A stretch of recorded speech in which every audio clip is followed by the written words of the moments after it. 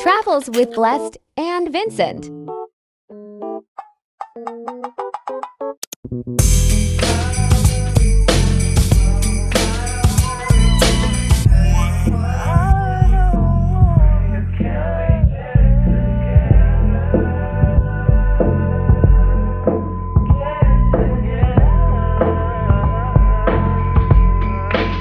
I put the new 4Gs on the G. I trap into the bloody bottoms is underneath. Cause all my niggas got it out the street. I keep 100 racks inside my jeans. I remember hitting them all with the whole team. Now niggas can't answer calls cause I'm balling. I was waking up getting racks in the morning. I was broke now. Hi guys! So another day, another vlog, and we are now heading to El Nido, Palawan this time. So after ng aming Oslo trip ito, dumiretso kami agad sa bahay para makapagpahinga, makapack, and diretso agad sa airport. Medyo na-delay nga to ng konti. Pag akyat ko ng plane, nakita ko si Reyna, and syempre may pa-free snacks siya. Coffee, water, tsaka C2. And here we go, touchdown na kami sa Puerto Princesa. Pwede pala kayong mag-air Swift, mas convenient siya, kaso mas mahal nga lang, para hindi na kayo bumiyahe papapuntang El Nido. Nag-book kami sa TP Travel and Tours Palawan. I recommend this, madami silang good reviews sa Facebook. So ito na nga, nakita na namin yung van na sasakyan namin papuntang El Nido. So 5 to 6 hours yung travel time to El Nido, and then in between those may pupuntahan kayong Carinderia para pwede kayong kumain doon. So ano na nga, yung Rica's Canteen. I've been here 2017 pero dito pa din kami kumain, so medyo masasabi kong matagal na talaga tong resto na to dito. And then ayun, dumating na kami sa El Nido, and sa Island Hop In yung first stop namin kasi dito nga kami mag-check-in lahat ng mga friends ni Hershey, tapos sila ate naman sa kabila. And then yung standard room is 1,313 yung sa Island Hop In, tapos dito sila ate tsaka kuya sa Lime Resort El Nido. Maganda yung place, hotel talaga siya, kaso di namin afford kaya humiwalay kami sa barkada. So ayun, umakyat kami at andito yung infinity pool nila. Yeah, super ganda. Ang ganda din ng view. This is 9 kilometers away from the airport and medyo malayo siya sa proper, pero isang trike lang. It's worth 3,310 plus 827 taxes. For 2 packs na yon, with breakfast included na din siya kung dito kayo mag-stay sa Lime Resort El Nido. Tsaka dito na nga din kami nag-dinner lahat para isahan na lang. So here we go!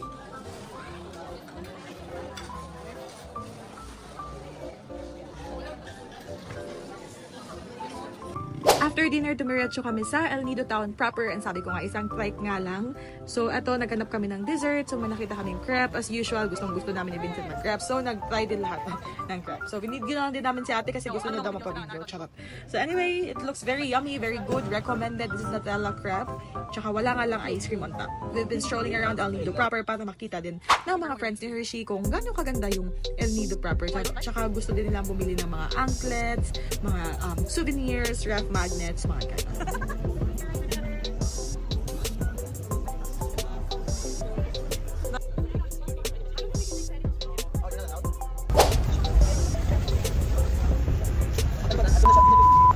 So, next day na nga, may pa-free breakfast din yung inn na sinehan namin. So, gagawin natin ngayon is yung Tour A with lunch, 1,000 pesos per pax. Ito yung mga destination na pupuntahan natin.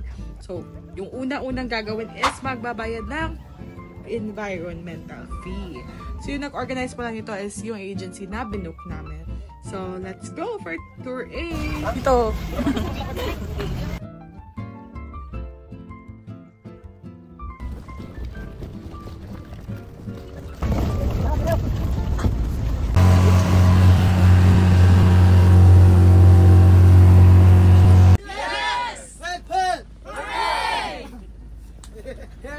If I said hip hip, your answer is ready. So once again, hip hip! Ready! So thank you so much for energy. Alright, so by the way, ma'am, sir, so my name is Randy. I'm your one. We are Randy! Yes,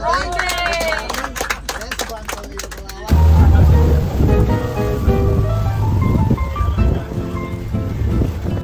Shots. Di mana? 50? Kita naman natin.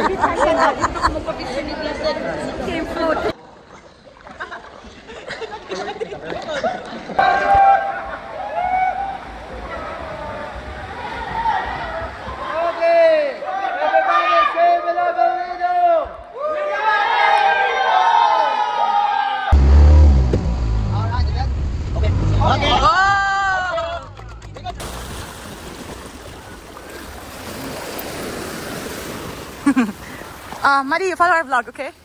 You follow our vlog. Alright, feast of the day.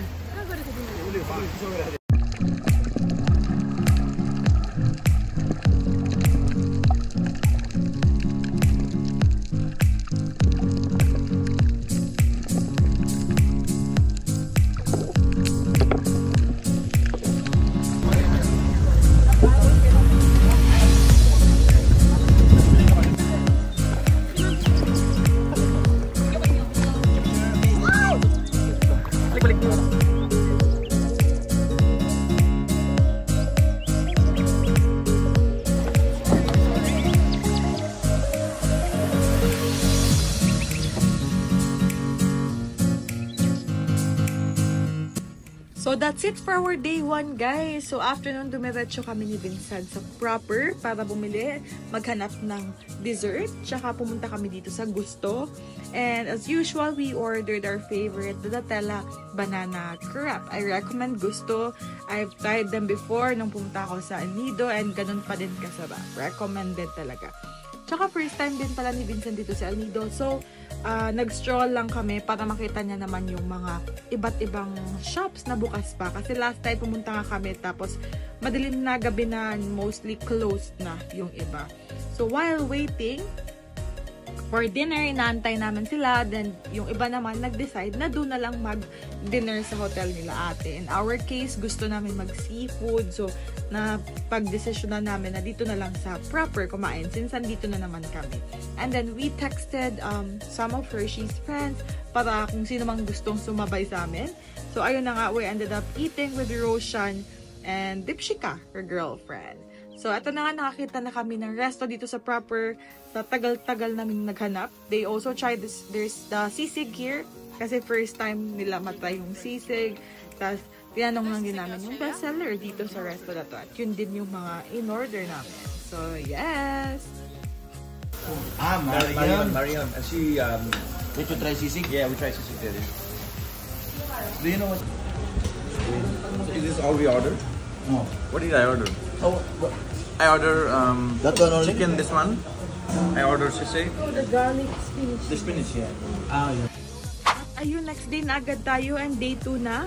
So, ito na nga yung Tour C this time. So, kasama pa din to dun sa binook namin sa agency. Tapos yung babayaran is 1,200 per person. So, ito yung mga destinations na pupuntahan namin for today.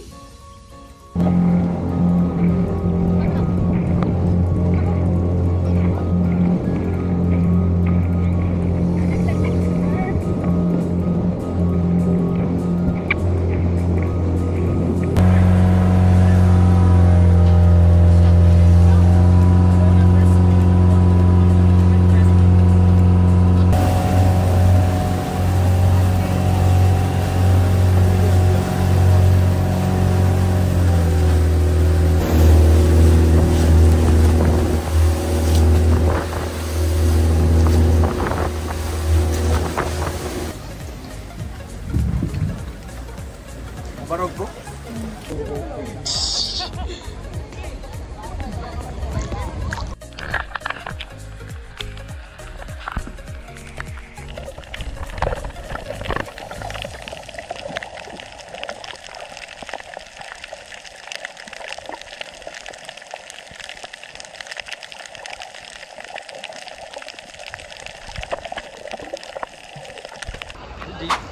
The water's warm.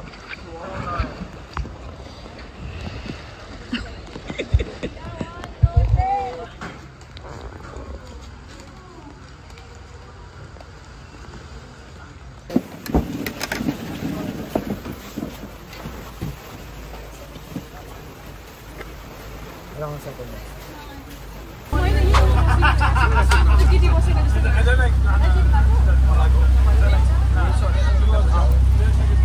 Video mo ka.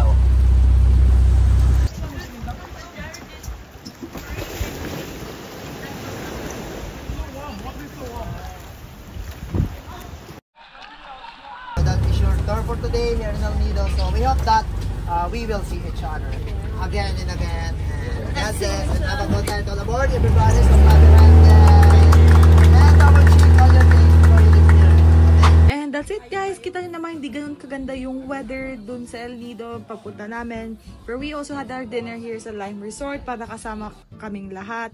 And then dumiretso kami after ng dinner sa inn na malapit sa Puerto Princesa. So bumiyahe ulit kami ng 5 to 6 hours sa Puerto Princesa para malapit na kami sa airport, which is yung Cecilia's Inn. Ito naman is kasama na siya sa binook din namin sa agency. So sila lang magbibigay kung anong inyo ibubook nyo, tapos pipili na lang kayo kung anong mas convenient sa inyo. With free breakfast na din. Ang sulit naman, tsaka ilang oras lang din naman kami matutulog kasi maaga yung flight namin the next day. So ito na nga, the next day, ginising na lang kami, I think around 6 AM ata to, kung di ko makalimutan. Tapos diretso pa nila kami dun sa parang souvenir shop. So ito na nga, nagpunta lang kami saglit, tapos tingin-tingin kung anong pwedeng mabili, tsaka madala sa Cebu. So yeah. And ayan, airport na nga kami, super lapit lang dun from the souvenir shop. Tapos yung ibang breakfast wala namin, hindi namin nakain kasi late na din nagising yung iba. So binalot na lang namin, which is a good thing kasi kinain nga namin dito sa airport. So that's it for our El Nido vlog. For more travel tips, please like and subscribe. Madami pa kaming upcoming trips. Hindi ko pa nga lang siya na-edit. Again, if you want to use more discounts sa mga travel activities nyo for booking hotels, please use our Klook promo code. Lalagay ko sa description box. Para naman, of course, sino bang may ayaw ng discounts, right? Thanks for watching. Bye-bye!